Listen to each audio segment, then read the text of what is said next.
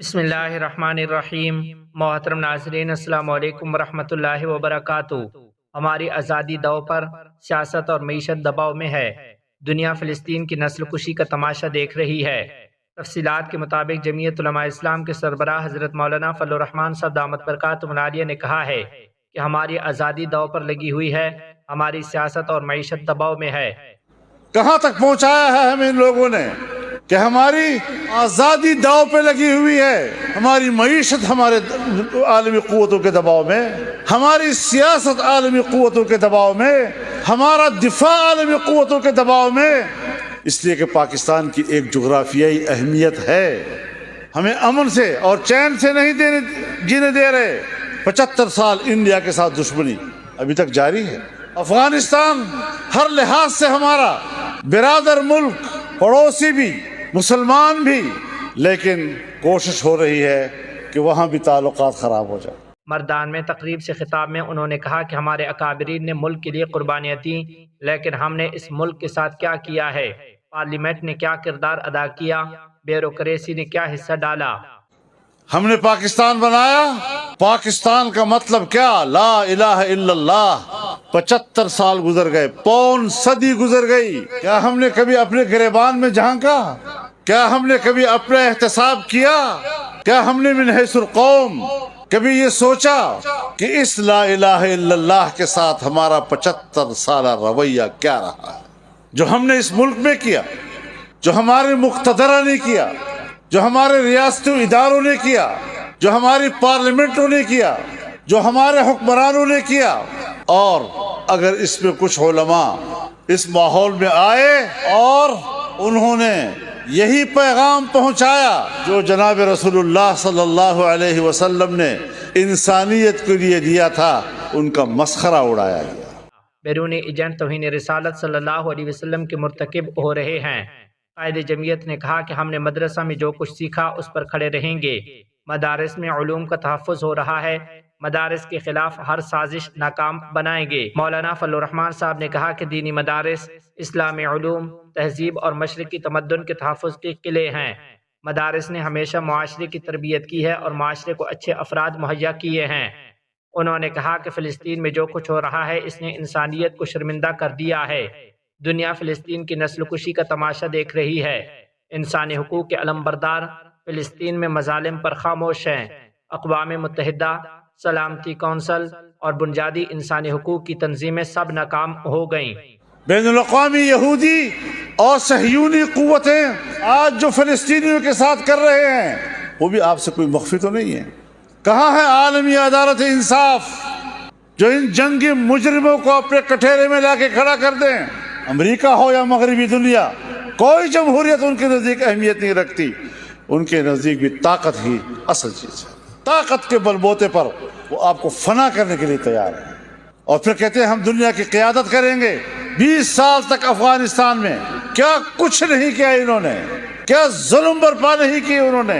کیا انسانی حقوق کا قتل نہیں ہوا؟ اور پھر یہ لوگ ہمیں انسانی حقوق سکھاتے ہیں۔ کہاں گئی وہ انسانی حقوق کی تنظیمیں؟ آج فلسطینیوں کے قتل پر کیوں گنگ ہے ان کی زبانیں؟ کیوں خاموش بیٹھ گئے ہیں؟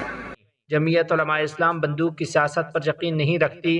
ہم انسانی حقوق کے تحفظ کے ضامن ہیں اور معیشت کی بحالی کا عزم رکھتے ہیں۔ کئی دہائیوں کے بعد ٹاپی منصوبے کو عملی جامہ پہنانے کا وقت آ گیا ہے۔ تفصیلات کے مطابق صوبہ ہرات میں امارت اسلامیہ افغانستان کے وزیر خارجہ مولوی امیر خان متقی اور ترکمانستان کے وزیر خارجہ کی قیادت میں دونوں ممالک کے وفود نے تورغنڈی، افغانستان ٹاپی پائپ لائن اور نور الجہاد سب اسٹیشن کے دورے کے بعد ملاقات کی۔ ملاقات میں افغانستان میں ٹاپی منصوبے کے نقل و حمل کے طریقوں، تورغنڈی پورٹ میں ریلوے اسٹیشن کی توسیع، دو طرفہ تجارت میں سہولیات کی فراہمی اور صوبہ ہرات میں نور الجہاد سب اسٹیشن کی توسیع پر جامع گفتگو ہوئی۔ ملاقات میں افغانستان کے وزیر خارجہ سمیت وزیر معدنیات و پیٹرولیم شیخ شہاب الدین دلاور، وزیر صنعت و تجارت حاجی نور الدین عزیزی، ریلوے اتھارٹی کے ڈائریکٹر جنرل ملا بخت الرحمان شرافت، نائب وزیر ٹرانسپورٹ و ایویشن ملا عبدالسلام حیدری اور ہرات کے گورنر شیخ نور احمد اسلام جاربی موجود تھے۔ ملاقات میں اپنے ترکمان ہم منصب اور وفد کا شکریہ ادا کرنے کے بعد افغان وزیر خارجہ مولوی امیر خان متقی نے کہا کہ افغانستان میں جنگ کے خاتمے اور نئی حکومت کے قیام کے بعد اب یہ موقع پیدا ہوا ہے کہ کئی دہائیوں کے انتظار کے بعد دونوں ممالک کی مشترکہ کوششوں سے ٹاپی کے بڑے منصوبے کو عملی جامہ پہنایا جائے۔ انہوں نے افغانستان کی جانب سے تیاریوں کی مکمل یقین دہانی کرائی اور مزید کہا کہ افغانستان کی سرزمین میں پائپ لائن کے لیے کھدائی کے آغاز کے لیے افغانستان نے اپنا تمام ہوم ورک مکمل کر لیا ہے اور اب عملی کام شروع ہونے کا انتظار کر رہے ہیں۔ مولوی امیر خان متقی نے دونوں ممالک کے درمیان دو طرفہ تجارت اور ٹرانزٹ میں اضافے اور تورغنڈی پورٹ کو تجارت کے لیے 24 گھنٹے کھلا رکھنے کی تجویز دی ہے۔ وزیر صنعت و تجارت نے دونوں ممالک کے درمیان تجارت کی شرح بڑھانے اور ٹرانزٹ کے شعبے میں سہولیات پیدا کرنے پر بات کی۔ ترکمانستان کے وزیر خارجہ نے افغانستان اور ترکمانستان کے درمیان کئی شعبوں میں دو طرفہ تعلقات کے فروغ پر تبادلہ خیال کیا۔ انہوں نے مستقبل میں افغانستان کی سرزمین پر ٹاپی منصوبے کا کام شروع کرنے کے لیے آمادگی ظاہر کی۔ انہوں نے کہا کہ افغانستان اور ترکمانستان کے درمیان تجارت کے فروغ کے لیے دونوں ممالک کو ایک جامع روڈ میپ بنانا چاہیے اور اس پر عمل درآمد کرنا چاہیے۔ ترکمانستان کے وزیر خارجہ کا کہنا تھا کہ افغانستان کے ساتھ مشترکہ تجارت کو $1 ارب تک بڑھانا ہمارا ہدف ہے۔ جنگ میں مزاحمت کی فتح یقینی، جارحیت میں قیدیوں کا تبادلہ نہیں ہوگا۔ تفصیلات کے مطابق غزہ کی پٹی میں اسلامی تحریک مزاحمت حماس کے نائب سربراہ خلیل الحیہ نے کہا ہے کہ فلسطینی مزاحمت موجودہ جنگ میں دنوں، ہفتوں اور مہینوں کو برداشت کرنے کی صلاحیت رکھتی ہے۔ انہوں نے جامع جنگ بندی کی ضرورت پر زور دیتے ہوئے کہا کہ جنگ بندی اور اسرائیلی فوج کی انخلاء سے قبل اسرائیل کے ساتھ قیدیوں کے تبادلے پر کوئی بات نہیں ہو سکتی۔ انہوں نے الجزیرہ کے ساتھ انٹرویو کے دوران کہا کہ ان کی جماعت جارحیت کو روکنا چاہتی ہے، پھر تعمیر نو اور تعمیراتی کام میں جانا چاہتی ہے اور پھر قیدیوں کے تبادلے کی فائل کھولنا چاہتی ہے۔ انہوں نے کہا کہ غزہ میں اگلے دن ایک فتح ہے۔ جو حماس کو نظر انداز کر کے غزہ اور فلسطین کا کوئی معاملہ کرنا چاہتا ہے وہ ایک وہم کے بارے میں سوچ رہا ہے۔ انہوں نے اس بات پر زور دیا کہ اسرائیل کے ساتھ تبادلے کا معاہدہ کرنا غیر معقول ہے۔ ایک جامع تبادلے کے معاہدے کو انجام دینے کے لیے حماس کی تیاری پر زور دیتے ہوئے اور تحریک کے اس موقف کو دہرایا کہ جب تک جارحیت بند نہیں ہوتی تبادلے کی فائل بند ہے۔ انہوں نے مزید کہا کہ حماس کو دباؤ میں آنے والی دھمکیوں کا جواب دینا مشکل ہے اور آج ہمیں جس چیز کی فکر ہے وہ جارحیت اور اس جنونی جنگ کو روکنا ہے۔ میدانی پیش رفت کے بارے میں انہوں نے کہا کہ مزاحمت ٹھیک، ثابت قدم اور فوجیوں اور اس کی جنگی مشینری کو زیادہ نقصان پہنچانے کی صلاحیت رکھتی ہے۔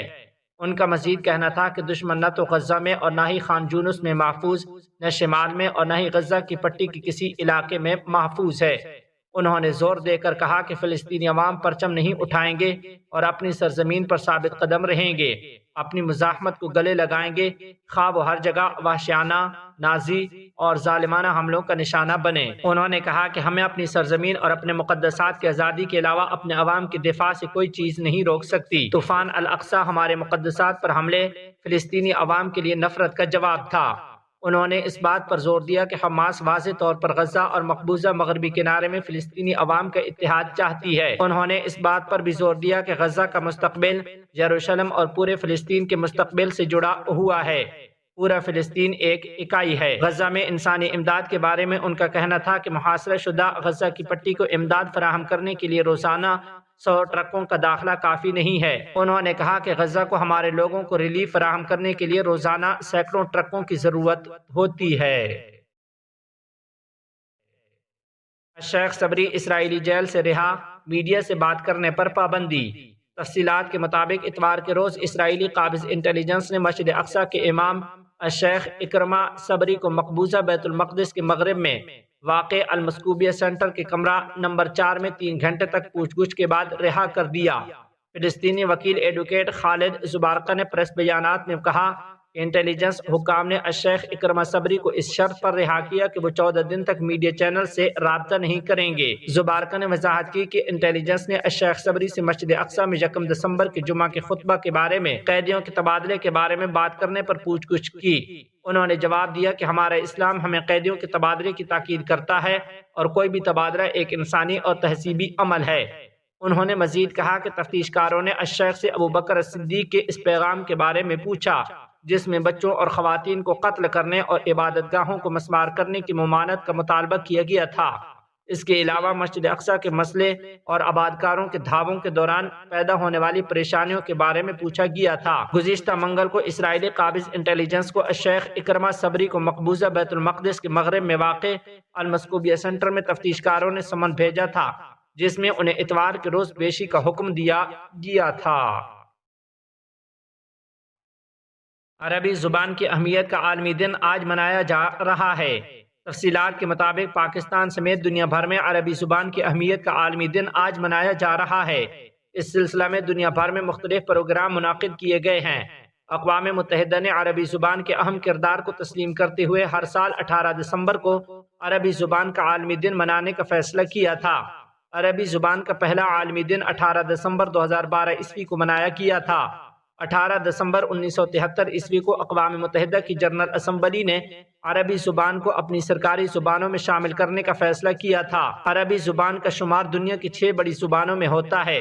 دنیا میں سب سے زیادہ بولی جانے والی زبانوں میں چینی، انگریزی وغیرہ کے بعد عربی زبان کا 5واں نمبر ہے۔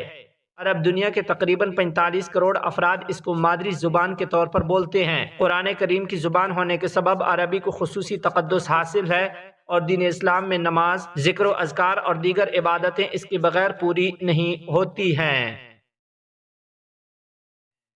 یرغمالیوں کا قتل گلے پڑ گیا، جنگ بندی کے لیے حماس سے مذاکرات کا فیصلہ۔ تفصیلات کے مطابق اسرائیلی فوج کے ہاتھوں مارے گئے 3 یرغمالیوں کا قتل اب اس کے اپنے گلے پڑ گیا ہے، کیونکہ ابتدائی تفتیش میں انکشاف ہوا ہے کہ مارے گئے یرغمالی سفید جھنڈا اٹھائے ہوئے تھے اور ان کے سینے ننگے تھے۔ اس سنگین غلطی اور عوامی دباؤ کے بعد اسرائیل نے ایک بار پھر جنگ بندی کے لیے حماس کے ساتھ مذاکرات کا فیصلہ کیا ہے۔ ان 3 افراد کو حماس نے 7 اکتوبر کو جنوبی اسرائیل پر حملے کے دوران اغوا کیا تھا، اور اب اسرائیلی فوج کے ہاتھوں ان کے قتل نے بڑے پیمانے پر غم و غصے، غزہ میں بقیہ یرغمالیوں کی حفاظت پر تشویش کے بڑھتے ہوئے احساس اور عدم اعتماد کو جنم دیا ہے۔ اسرائیلی میڈیا میں شائع IDF کی تحقیقات کی رپورٹ کے مطابق تینوں افراد کسی طرح حماس کے نرغے سے بچ نکلے تھے اور شجاعیہ میں IDF کی پوزیشن پر پہنچ رہے تھے۔